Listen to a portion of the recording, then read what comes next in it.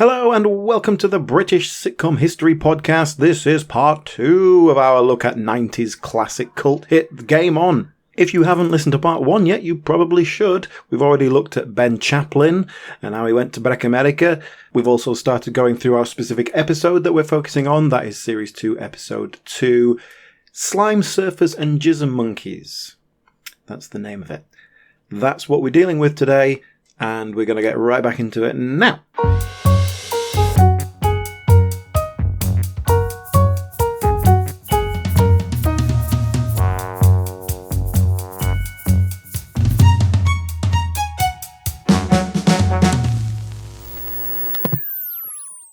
Okay, now we jumped around in our episode a little bit here, haven't we? I think with good reason. So let's go back to where we were. So we've got these three storylines playing out for our characters. Martin's is not much of a arc, as you said. It's just he shags. We've talked about Matthew and this kind of gay psychologist storyline. So let's focus on Mandy for a bit. She's having an Italian class. Is that ever explained why she's going to Italian lessons? I don't think so. She's always learning something. She just likes to learn. She likes to be learning all the time. So that we could get a handsome, swarthy Italian actor.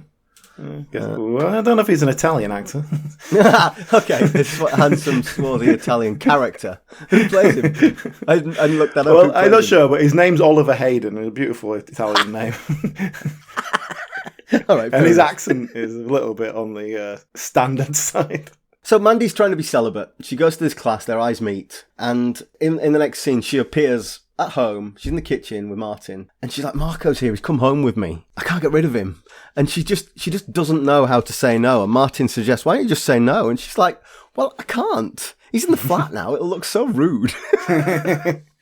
This scene's interesting because it really plays Mandy as this idiot who doesn't understand this basic concept, and Mandy is not that character at all. This very much feels like a scene that's been written for the gag, and it's fine. But it's not really who Mandy is. Mandy is very intelligent, and that's kind of the whole purpose of her character, is that side of her is overlooked by so many. But she I'm going to use this phrase, and I'm not sure if it's appropriate. Mandy is sexually incontinent. Like, that's her default, is that she will just have sex with someone because that's easier than the awkwardness of saying no. He asked if he could walk me home after class, and I said he could, so he did, and then now he's here in the flat.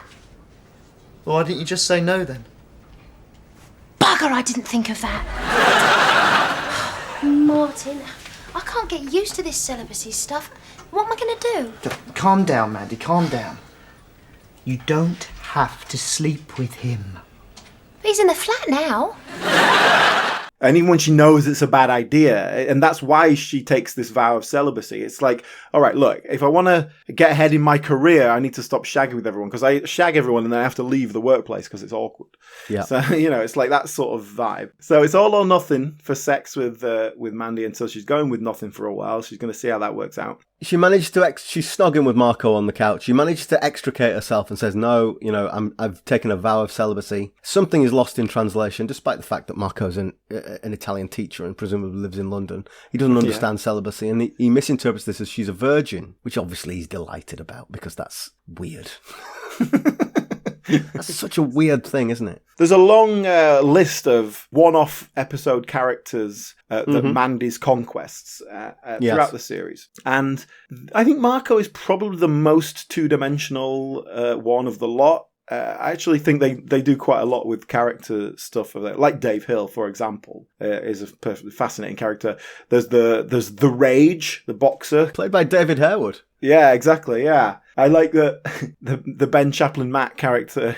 He's taken a message over the phone. He's like, well, did he leave a name? I don't know, something Northern, Arthur Black Pudding or something like that. It's my go-to Northern name now. These characters that, nicely well-defined characters and sort of interesting, even though they don't do much. I think Marco is a bit of an exception to that. He sort of just comes in, is quite a bland Italian Lothario kind of character. It's not very interesting. But generally speaking, they do those characters very well. And then you got people like Eddie Marsan comes in for one episode and some nice little guest roles, actually. Yeah. This one didn't do much to me. For me, it sort of crosses over into the next episode as well, where it sort of gets resolved. But it feels like a half-baked subplot to puff things up a bit we're very much focusing on the Jason storyline here, I feel. Yeah. And like I say, even Martin's sort of side plot in this one is just a continuation of what we're going to see later on. Yeah. Again, that's another change they made in the sort of the transition between series. They bring in Claire, so Martin's girlfriend. Mm-hmm. We have Jason for a few episodes.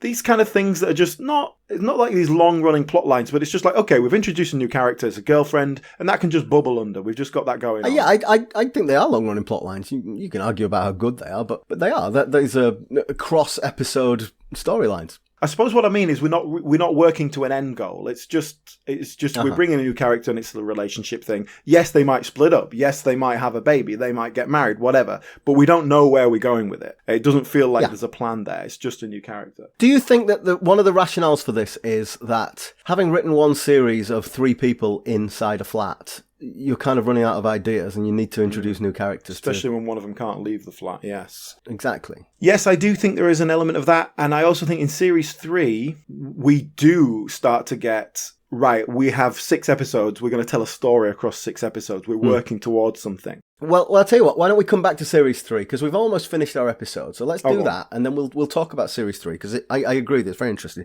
So, basically, we have another scene with Marco brings round white flowers for Mandy, a symbol of your virginity. Let me do that in the accent. A symbol of your virginity. Now, if you think that was insulting, that was better than his. And he's a bit insulted by the fact that she's living with these 2 boys. Oh, it's okay, they're old friends. Yeah, we knew her before she was a virgin, which is a good line. That's a good joke. Good joke. And then the final scene is Martin and Mandy they want a beer, they open the fridge, we better ask Matt if we can have a beer, walk into Matt's room, and there they are, the lights are off, him and Jason are under the covers with their tops off. I was just showing Jason what to do with girls. I have no idea what that means, but yeah, that's kind of the visual punchline of the show. I did like that scene though, because, Mandy is just like, oh my gosh. Martin is stunned silence. But what I really like about it is Jason's face. Because obviously him and Mandy are friends. And Mandy's just looking at him like, Jason, what are you doing? And he just gives a look like, I don't know, what am I supposed to do? He said he wanted to wrestle, Yeah. I did like that. And Matt's just complete incredulity to the whole thing. I like it as a nice little punchline to the episode. I feel like you could easily have finished that there, wrapped that up. You don't need to bring Jason back. They do for the next couple of episodes. They drag that out a bit. And not in I say drag, I mean I think it works, but what the really kind of brutal thing about it all is that Jason encourages Matt to go out, helps him go out, and he's progressing. He's making real progress. He actually goes out on his own at one point, and it's like, yes, he's just going to just pop down the shops to get something, right? And then while he's there, an armed shotgun-wielding maniac robs the shop, and then Matt is just like, well, I'm never going out again. It's like, just confirms all his worst fears. Yeah. And that is dark. That is dark. We spent 3 episodes building this guy up, healing his mental health, and then just absolutely kick him in the head. Actually, there are murderers everywhere. Yeah. That's our episode. What I would suggest that we do now is we've talked about Matt. Let's talk about what happens to the other 2 characters over the course of the episode, the rest of the series 2 and 3. So first of all, let's talk about Martin. But before we do that, what about Matthew Cottle? What about the actor? Yeah. Again, look, he looks very young in this. He's not that young. He's born in 1967, so he would have been 28 when the first series came out. Maybe 27. If you'd have told me 21, I would have. Yeah, he's got that baby face. Obviously, you get cast as younger, but this was his first notable thing, really. And he's done a fair bit of sitcom stuff. Well, I know he's in Citizen Khan, isn't he? Yes, he is. Yeah. But he went through RADA, sort of fairly typical drama student thing. He's actually in Chaplin, the Robert Downey Jr. film. Really? Well, I think Richard Attenborough directed it, but he plays Stan Laurel in that, like the young Stan Laurel with Chaplin when they go off to Breck America together. So that was he's a young man there. Then Game On, that was the thing that made him. Oh, that's that ginger guy from Game On. Like that's who he is. We've talked about this before. He did a show called Get Well Soon with Eddie Marson, which just ran for one series, but it was not about Galton Simpson, but by Galton. By Galton, by one of them. I think it was Ray Galton.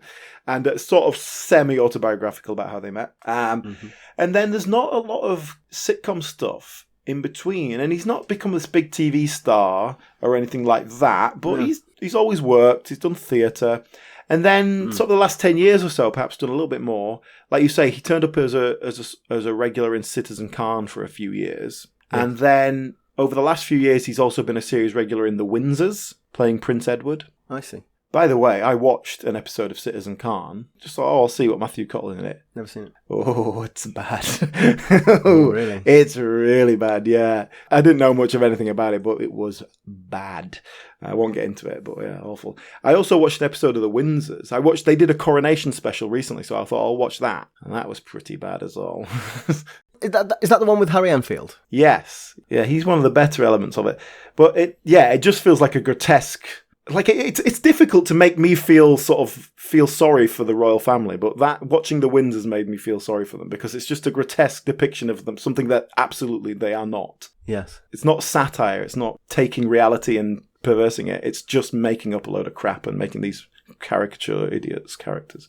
Anyway, poor comedy out there, and Matthew Cottle appears in some of it. But seems to do mostly theatre and mostly straight acting from what I can tell. He's not particularly a comedic guy. Looks kind of good. I feel like he's aged in. He's like in his 50s now, but he's got a kind of cool greying hair kind of guy. He looks cool. Okay. So what happens with Martin then is we know that he's now going out with Claire and they shag. And inevitably she leaves him. And then we discover a little bit of time later that there's a baby. And he's become a father. And then there's a whole thing in the third series about how she's got an Australian boyfriend. She wants to move to Australia. And he gets a real bitter, horrible divorce lawyer who sort of says, she can't take him to Australia. We'll take her to the cleaners. And I'm like, well, this is a horrible character, but he's actually right. It is unreasonable for her to take your child to Australia. It's a really interesting way they develop that plotline, because we see Martin going out with Claire in series 2, and she seems like a lovely person and all this. And then when they break up, it turns sour. Martin becomes obsessive. He starts to do, like he's bothering her at work and stuff like that. Yeah. And he's doing quite unpleasant things, but nothing, like a bit stalkery. Like, he's following her home from work, but she's not threatened by him because she understands, like, he's not a threat, but she's bothered by him, and he needs to get it into his head. And I think it's interesting playing with that character. I don't think we get a very good resolution to that, because what happens ultimately is he just leaves her alone. And then, 9 months later or whatever, 10 months later, whatever, bumps into her and she's got a baby. And yes, it's a ginger baby, so obviously it's his. Yeah, that's funny, the big reveal. The baby's got a hat on. And Mandy says, oh, what a lovely baby. We'll take his hat off. No, don't take his hat off. He's just got this mop of red hair. And everyone's like, And then the way that progresses is, like, the way Claire treats him is really quite horrible. And he's always making excuses for her because it's the mother of his child and he wants to maintain this relationship with his child. He's ecstatic that he's got a child. But then it's like, well, she's going to take it away. Like, she can't just run off to Australia with his baby. You're right. The character of Claire is obviously only an incidental character to our main plot. But she completely changes. Even when she splits up with Martin, it's reasonable. It's not working out, and she's relatively kind about it. But yeah, as soon as we get this baby jeopardy, the character's completely different. Why would she go to Australia? Why would she hide the pregnancy for him in the first place? Like, to kind of not give him access at all. Then she's like, okay, well, I suppose I should. And then we have this divorce lawyer character. Yeah. Not divorce, I guess, but like a father's rights kind of, I'm going to get access to my kid, I need a lawyer. Sure. And the lawyer is such a sort of stupid caricatured character who's so bitter about his own divorce that it makes it seem like Martin's being unreasonable with his demands of being able to have access to his child. And if she goes off to Australia, he will not have access. And it's the show seems to want us to think that, you know what, he's just going to have to accept that and that's okay. I'm like, no, I don't know about that. Yeah, so it's an odd one. It's a very unusual kind of way they go with that. And this is what I say about Series 3. They kind of have these plot lines that they're working towards an end goal. So the other one being Mandy's marriage, which we'll deal with in a second. But yeah, I don't think it works. Well, you mentioned Mandy, so let's move on to her. And you mentioned Mandy's marriage. So let's do what we did with Matthew Cottle. Why don't you tell us about Samantha Janus first? Janus or Janus? I think Janus is probably correct, but it has anus in it, so it's not good. Yeah, I remember hearing her talk about this at the time, that it's Janus, not Janus, because she doesn't want to sound like anus. Yeah, fair enough. So she's from like quite a theatrical family, and her grandmother was a choreographer, I think. So she's kind of in the business, brought up in the business. I ended up going to stage school as a teenager. And I guess if you're at a good stage school as a teenager, Yeah. opportunities may arise, such as... Opportunity knocks. Well, now, this is the revelation of the last fortnight for me. Yeah. You sent me the clip of Samantha Janus performing Britain's entry to the 1991 Eurovision Song Contest. Yeah. Who knew? I couldn't believe it was real. And it cuts to her singing, and it's her on the stage. It's the Eurovision Song Contest, Samantha Janus. Yes. I couldn't believe it. And then, as if that wasn't a big enough surprise, she starts singing, and it was bad. See, part of the Eurovision Song Contest, you've got to perform live in front of all those people. And I don't know if she was on an off day or what, but it was not a good performance. And half the world have too much. They're only hungry as the green. Through politics and ignorance, half the world in need.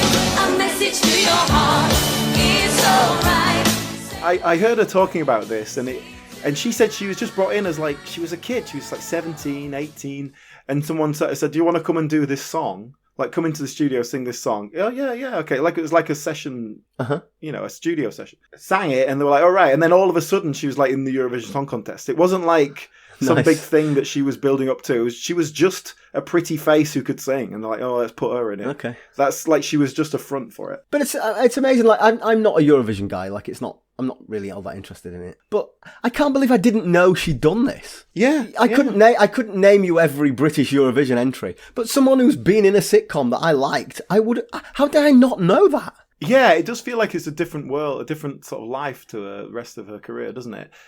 I got the impression from things she said that experience sort of pushed her towards acting rather than singing. But she's done a lot of musical theatre over the years, like a lot. That's probably been, one of her mainstays. So she can sing. Yeah. It's just, the circumstances obviously weren't in her favour there. So that's the pre-Game On career. So now, you remember earlier I said that we were debating whether Game On or Men Behaving Badly was the archetype 90s sitcom. Well, there is one more candidate, which is the next thing she did, Babes in the Wood. Have you seen any of Babes in the Wood? I have, yeah. And when I finally kind of looked into this, I was shocked that Babes in the Wood came after Game On. I kind of, in my head, just because of what it is, I thought that must be earlier. Whereas Game On, we're talking about, it feels like it's doing something to being progressive in some way, in its own mid-90s way. Babes in the Wood feels like a 1970s show that has been updated. Yeah, I mean, Babes in the Wood, if our listeners haven't seen it, I recommend it's on YouTube, you can go and see it. But it's talk about a 90s cast. Samantha Janus and Denise Van Outen. And then with Natalie Walter. So basically, Mandy's moved out from Matthew and Martin, and she's moved in with two lasses. And the first episode is basically Samantha Janus's character really embarrassed because she's accidentally had a one-night stand with Jacko off of Brushstrokes, Carl Howman. And much hilarity ensues. It's very 90s. Yeah, he's a newly divorced bloke, and he lives next door to these three young women. And hilarity ensues. That's it, right? That is it. That is the setup. Yeah. Even Samantha Janus, she bailed after the first series. They replaced her character with someone else. So that's Samantha Janus's 90s, from Eurovision to Babes in the Wood. Well, you know what, though? Let me ask you, right? Is Samantha Janus, was she a perfect fit for that FHM generation, the loaded generation, where it was a little bit smutty, and you would go and do a photo shoot of you in some pants, and it would be in the magazines. Yeah. But it was almost like, oh, well, that's empowering to do that. And you use your body while you got it and make some money off it, right? Yeah. But I've got a lot of time for Samantha Janus. I think she's a really good actor. And it sort of raises her above that slightly. It raises her above the glamour models of the time. It was, and that's what the FHM and Loaded was kind of doing. It wasn't just like Jordan, look at these lovely pair of Bristols, right? It's more about here's a celebrity and she's interesting. Here's an interview. Oh, and here's her in her pants. Yeah, that's the problem, isn't it?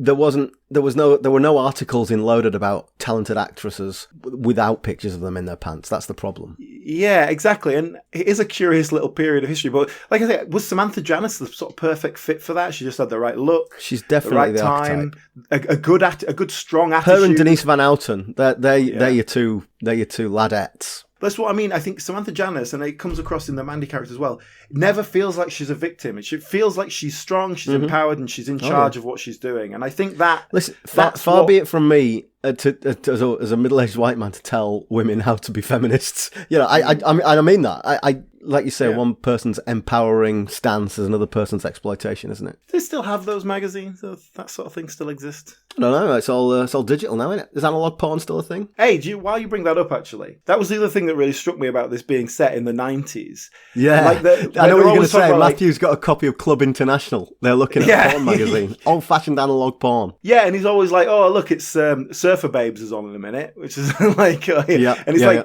oh, yeah, that was highlight television, and there was going to be women in bikinis running around. You're going to watch that. Yeah, you see, if Game On was made now, he'd just have a laptop and a wrist support. Right, so that's the Janus 90s. Yeah. Now, all I know about her since then is that she did a shift in EastEnders. So, I don't watch EastEnders. So, tell me the post-90s Janus story. Well, at the same time as doing Game On, she was also a regular in Pie in the Sky. You know that show, Richard Griffiths? Remember That's the guy. Yeah. She was actually in the pilot of The Grimleys. She was in the pilot of that, but didn't do the series when they eventually made it a couple of years later. Amanda Holden took the role. Okay. But she was in that, did Babes in the Wood and sort of left that. And then there was a sort of a period where I know she went away and kind of had kids and sort of did that for a bit. And I don't think she ever stopped working, but her focus changed and shifted. Yeah. But EastEnders, EastEnders gave her the opportunity to have slightly more stable career and income while she was raising kids. So it was quite a good choice to have that way. Okay, I'm going to the same place every day. I know what hours I'm going to be doing, etc., etc. Yeah. Right? She started in that from 2007 to 2017, but then there was a gap in the middle of a few years where she wasn't in it. She kind of went away and came back. I see. She was a Mitchell, one of the Mitchells, like long lost cousin or something like that. Get out of my pub. And then mostly recent, it's musical theatre, including to now. She's recently played Morticia Adams in The Addams Family. Denise Van Outen was a musical theatre as well, wasn't she? Well, they went to the same stage school, don't you know? Of course. They did, yeah. I see. Morticia Adams. Which, obviously you can put a black wig on her, but, that didn't seem obvious casting. I wouldn't think of her as a Morticia, do you know what I mean? Yeah. But then, most recently, in The Lion, the Witch and the Wardrobe, she was in that. And she's playing the witch, presumably. The Wardrobe, I think she's playing, yeah. She's still out there. She's still working. She's Samantha Womack now. Has been since sort of 2000s. So, I've got a lot of time for Samantha Womack. As I say, I think she's really good. And I've seen her do a couple of proper, hardcore dramatic stuff as well. And I think she's a great actor. So, Mandy, in the third series, meets another man who she works for. And it turns out he doesn't just want to get into her pants. He really likes her. And she ends up engaged to him and planning to marry him. And in the final episode, they're about to get married. And he I don't know why I'm laughing. It's not funny. He dies on the way to the church. Which is a very Game On way to round that off. Yeah, first of all, let's establish this character. He's just this very rich, posh kid who's been given a job to keep him busy by his father. Went to Eton, went in the Marines. He's nice. He's a lovely, nice boy. But the way that their relationship develops is she's been brought in as his secretary, and he's just like, I don't know what I'm doing. Take a letter. And the way they really get together is he finds out that she's in serious debt and needs money, so he just pays it for her. Yeah. It's very much like it's such a large amount to her, but to him it's just like, oh, sign a check, whatever, it doesn't matter. But he does it because he likes her. He likes her as a person, but he fancies her as well. That's a very blurred line of... They address that. They address that. Yeah. She wonders, do I really love this guy? Am I just in it for the money? If I am, is that okay? She really does explore that. And we never really get an answer to that. She's going to her wedding and going, am I making the right decision here? I'm having lost last minute nerves. Is it just last minute nerves, or am I really thinking this should... Oh, he's dead. That's like how I used to write essays. Off screen death. Yeah.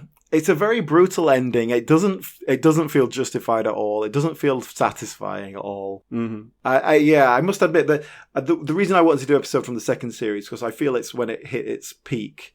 The first series is a different tone. It's dark. It's brooding. Uses loads of dream sequences. Actually, really does a lot of that kind of stuff to get you out of the flat. You're right. Series 2 is where they feel like it's found its feet. It's found a lighter tone, and it's just fun. Mm-hmm. And then Series 3 just feels like it's got that, but it's run out of ideas. That's kind of how it feels to me. And I think that's how the writer felt as well, which is why it kind of comes to an end at series 3. And the writers, this is probably the most interesting writing combination we've ever seen. We talk a lot about writing pairs on the show in terms of sitcoms, and often they have long-standing relationships. This is not that at all. Basically, the writers are Bernadette Davis, who is a woman. A woman. So straight away, that's unusual. Even in the 90s, that's a little bit unusual, especially as this is not a written for women show. It's not. If this was a show about 3 women sharing a flat in London, and the middle-aged man who lives next door, maybe you could write that. Hang on a minute. Who wrote Babes in the Wood? Not a young woman, I assure you of that. Bernadette Davis. Middle-aged men wrote that. So Bernadette Davis, I haven't managed to find a date of birth for her or anything like that, but I think she's a fairly young woman, and she seems to come from a little town and then move to London. I think this is very kind of autobiographical. Or maybe not autobiographical in terms of characters, but it's kind of based on her experiences, if you know what I mean. It's kind of, she's been through that in the same way that you have, and in a similar way I have. So she's writing what she knows. I think having that female writer there adds a lot to our character of Mandy. I think that makes that character a lot more interesting than perhaps it would have been otherwise. And then the other writer is Andrew Davis. No relation, different Davis. And when this show was made was in his late 50s, and he was already by then an established writer. He's an old hand. What had he done? Because I feel like I know that name. I'll tell you what he hasn't done in almost all of his career is sitcom. This is pretty much the only sitcom thing on here. Doesn't really do comedy. He's best known for writing adaptations of period dramas, such as the famous Pride and Prejudice from the mid-90s that introduced us to a moist Colin Firth. The Bridget Jones films, he was involved in writing those. Oh gosh, that might be it. That might be where I know his with name Richard from. Curtis and the woman who actually wrote the books. And the series, the series House of Cards? Yes. So that most recent series, he didn't write that, but he wrote. It's a novel. He wrote a miniseries based on that novel in the 90s, and then the TV series more recently is adapted from that. So he's credited as a producer on the most. When you recent said series. the series House of Cards, I was thinking of the 90s British one, not the Netflix one. Right. Well, the big Kevin Spacey one that they did recently. Yeah. He's been a producer on that, so I think he's probably getting a little touch of back end off that in his retirement years. I think he's probably doing all right. He's written novels, including the Marmalade Atkins books. Brilliant. I used to love Marmalade Atkins books. That's where I know this name from, isn't it? I had those books on my bookshelf when I was a kid. I bet that's where the name has seeped into my brain. Probably, yeah. But not sitcom, really. No not sitcoms. Comedy, particularly.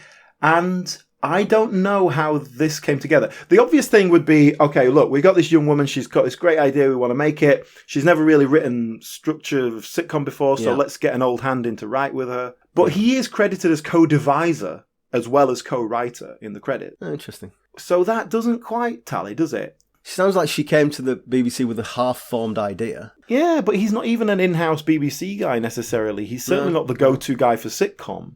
I think this would be a good time to bring in Hat-Trick Productions. Which I'm sure you're familiar with that name. When I think of Hat-Trick Productions, the first thing that comes to my mind is Whose Line Is It Anyway? Yeah, so that was one of their first big successes. So Hat-Trick Productions is the production company that made this show, Game On, for the BBC. And so I just sort of take the opportunity to do a little side note here, a sidebar into Hat-Trick Productions, because they've got such a legacy of sitcom, as well as other things. But it was actually formed in the mid-80s by Jimmy Mulville. Jimmy Mulville's kind of the brains of the operation. He's been behind it the whole time and still is. Chelmsford 123, there's your sitcom link. Exactly. That was the first thing they did, Hat-Trick Productions. Oh, they made that as well. Right, okay. Yeah, it was formed by Jimmy Mulville, Denise O'Donoghue, and they were a couple at the time, and Rory McGrath, who I know from They Think It's All Over in the 90s primarily. But, obviously he did sketch comedy and all that sort of stuff. And actually McGrath kind of moved away from it I think they all fell out in the 90s, but Jeffrey Perkins was involved in the company for a while, and Jeffrey Perkins is a producer extraordinaire of sitcom, including Game On. Yeah. And he's a BBC guy, really, is Jeffrey Perkins. But one of the first things they created was Whose Line Is It Anyway? It was based on a radio show, but the BBC weren't turning it into TV, so they were like, well, right, we'll turn it into TV then, that's fine. Have I Got News for You, similarly. Yeah. And Jimmy Mulville was a radio guy. He worked in radio. He was an actor as well, but he liked producing and he was a radio. Right. And Hat Trick has a lot of connections to Andy Hamilton. Yes. Andy Hamilton and his writing partner, Guy Jenkin. So they did Drop the Dead Donkey. More recently, they did Outnumbered, which is their thing. Mm-hmm. What's that radio program they did? Would that have been Hat Trick as well? Yeah, well, Jimmy Mulville's in that. Mm-hmm. What's it called? He's the devil, right? I can't remember what it's called, but yes. Jimmy Mulville as the professor. That's Jimmy Mulville's in that. Oh, God, I can't remember what it's called. But yeah, that thing where Andy Hamilton's the devil. Our listeners will be screaming at that. You know, I don't know if they actually produced that, but certainly it's those guys, so it makes sense that they would produce it. Mm-hmm. A couple other things they've done. Father Ted. Yeah. Episodes. Oh, yeah. With Joey off of Friends. Kate and Koji, a more recent example. We've talked about that quite recently. Bromwell High, which was an animated show in the I remember 2000s. that. It was the chav thing. They were all chavs.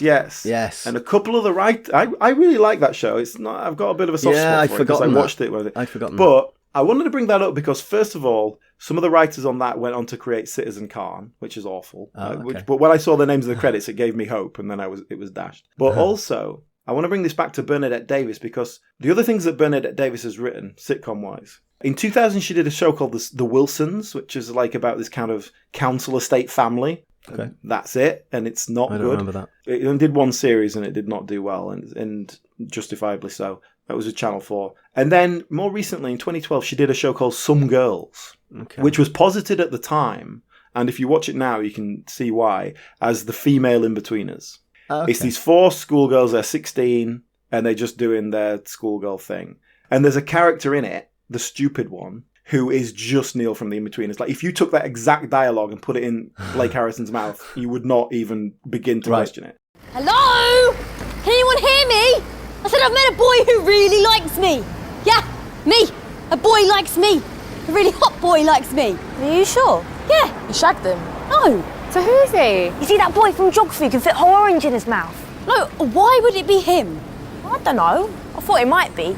I tried to do that thing with an orange once, but it got stuck and I couldn't breathe and I thought I was going to die, and the guy from behind the meat counter had to get out with his pen. But then the others are a bit more, there's slightly different characters. But essentially, it's these 4 characters that don't really have much in common. But they are on the same football team, so that's how they know each other. They're friends. I haven't watched a lot of it, so I don't want to judge it too much. I watched one episode and but what it reminded me of, the bits I saw, as opposed to The In-Betweeners, it reminded me of Bromwell High. The way they talk to each other in that kind of chatty talk, in a kind of slightly silly way. But here's another connection for you. Bernadette Davis is married to Guy Jenkin. Ah, right. Okay. Who co-wrote Drop the Dead Donkey co-writer. And is a significant member of Hat Trick Productions. I don't know when that happened. I don't know if they met through work because she was working with Hat Trick and then that's how they met. Possibly they met before. I don't know. So I don't know. But she's obviously still in that world. She's still ingrained in that whole thing, which makes it a lot easier to get your script pitched to a production company if you know them all personally. Indeed. Yeah, interesting. So yeah, definitely one of the more bizarre writing partnerships. I don't feel like we've really answered the origin story of Game On there. If anyone's got any information, that would be really good to know. One thing I would like to talk about, we talked briefly about the music, especially in Series 1. What about the titles? The title music is Where I Find My Heaven by the Gigolo Ants, although that's not Britpop, they're an American band. But Sunday morning is only for the blessed and the sacred moments of silliness are where I find my heaven. It's a powerful theme tune though, isn't it? It's a really, it's, again, of its time, but it's a very striking theme tune. It's not a little bit of background music. So use of a pop song for a theme tune is not something we see a lot in British sitcom, really. But let's bear in mind, this show came out a year after Friends started, which has a very similarly upbeat, poppy tune. Yes, good point. I think it's that influence. I think this is very much like, oh, look at this huge hit over in America last year. Let's do that. Okay, I can go along with that. It got into the charts because of its sort of use in popular culture like this. It got to number 29 in the UK charts. Yeah. Which is one place higher than Samantha Janice's Eurovision Song Contest, by the way. What about the sets? Have you got any sort of technical observations? The sets I like the sets. They were very much, film posters and Yeah. It felt familiar to me. Yeah, I think it's a really nice set, actually. I think, you've got the Reservoir Dogs poster up on the wall. If anything, they're a bit over-decorated. Matt's room is just, like, covered in American paraphernalia and surfboard and stuff like that. Mandy's is a little bit more, well, feminine, obviously, but that kind of neat chaos that you have to have if you have too many clothes to fit in your wardrobe and all that sort of stuff. Martin's room is the tiny little single box room, and it's just a dull little single bed, pathetic thing that he has. I don't actually remember seeing Martin's room. I'm sure you're right, but it's definitely not stuck in my memory. Yeah. Well, it's very small, yeah. But the other two bedrooms are really big sets, and we've got the living room as well. A bit too big for London life, but that's TV reality. And again, you said there are sort of dream sequences. There are outside broadcasts. They're not married to the set. They do get out and about. They do. In the episode we looked at, we see Mandy walking into a schoolroom and the Italian teacher. 30 seconds of no talk, just walking in, and it's That's just a to make. set. I don't think it is. I think that must be a classroom that they went, because really? they literally they were filming in there. It probably took them an hour to do that. Get some extras in. I did think, I can't believe they've built this. Yeah, I think I assume that is. We also see the kitchen set in our episode, which we kind of see occasionally. They do use it. Mm-hmm. It's got it's a small kitchen with a little dining table in it, so we can use that. A two-seater table, yeah. I do like the bit in our episode here where Mandy walks in and Martin's just laid on the table, like exhausted. She's like, "Why are you on the table?" "Oh, we were shagging here earlier." Just like that. And she's fine with that. She doesn't even she just like rolls her eyes because, oh my God, he's going to talk about Claire again. She's not bothered about the fact that there's been sex taking place on the kitchen table, for goodness sake.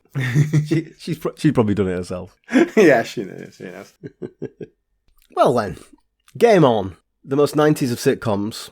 I think that this has aged perhaps the worst of anything else we've seen. And I think there's an element of, when you see wedding pictures from the 70s and they look ridiculous because they've got 70s suits on. I have this theory that the cooler you are in the moment, the more ridiculous you will look later. Or to perhaps put that another way, the more of your time you are, the more out of time you are later. And I think that's the problem. That Game On was so very much of its time that now it's really quite jarring. If you compare it to some obvious things like Till Death Us Do Part, maybe Game On feels worse to me because it's my time and it feels like I can't say hashtag different time when it's my time, You mentioned In-Betweeners earlier. When we talked to In-Betweeners, we said that, their behaviour was abhorrent, particularly Jay. But you could kind of get away with it because they're kids, they're sixth formers. That doesn't work with Matthew because he is a horrendous human being. And, every villain's got an origin story. We learn about his parents dying. We learn about the fear that he wasn't there. We get all of that backstory. But ultimately, that's not an excuse for being a horrendous person. That's interesting, the Jay connection, because that's what the second Matt feels like. It feels like Jay... 10 years later. He's grown up a bit, but he's still a dick. But that's no longer acceptable. When you're 28, not 18, that's not acceptable anymore. But that's the difference between the second Matt and the first Matt. The second Matt, it's all just bullshit. And the people around him are just like, oh, there he goes again, talking bullshit. Whereas the first Matt, it doesn't feel like that. And similarly, the tone of the first series, I feel like the first series has really aged. When I watched that, I was like, oh my God, this has aged so much. Yeah. But I didn't feel that much with the second series. And I think that's because of those cultural references. Because he's singing along to the Manic Street Preachers and doing Reservoir Dogs pastiches. It feels really aged because of that stuff. Then your non-cultural references, but things that signify the time period, like the language used, the attitudes they have and stuff like that. It feels aged in a sense that you wouldn't quite do it the same way. But it doesn't feel, for example, that much different from the In-Betweeners that was 10 years later. Now we're a further 10, 15 years beyond. It's a bit much. But those last couple of series don't feel that 90s. Quite as much. But yeah, it's certainly aged. I think you could show this, though. I think you could show this on UK Gold these days. Do you?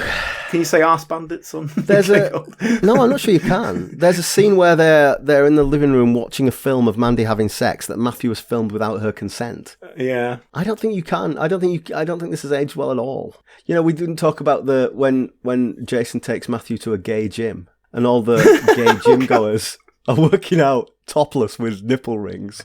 I mean, it's so ridiculous. It's so ridiculous. Maybe I'm nostalgic for that life again.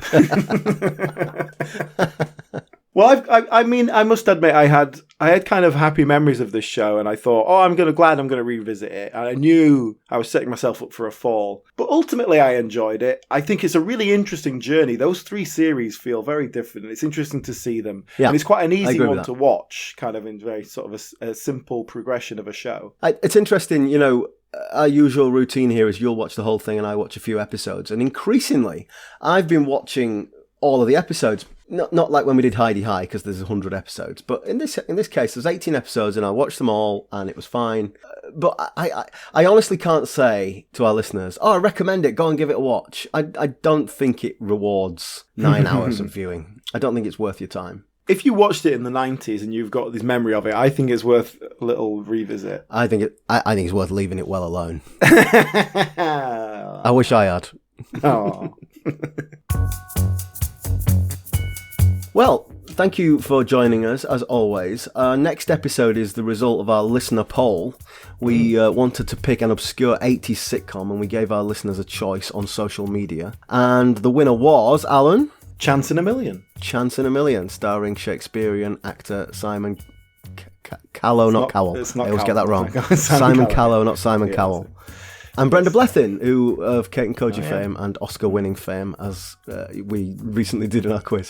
So quite looking forward to watching that. I haven't watched it yet. Again, I have a very vague memory of it from the 80s, watching it at the time. And I'm looking forward to going through that with you. Great. And in the meantime, Gareth, people can see us on social media, right? What are we on? Indeed, yes. We're on Twitter and Instagram at BritComPod. Or we've also got a Facebook page. If you just search for British Sitcom History Podcast, and we'll come up there. But thank you for listening, and we will see you with Simon Callow, not Cowell, next week. Bye. Bye.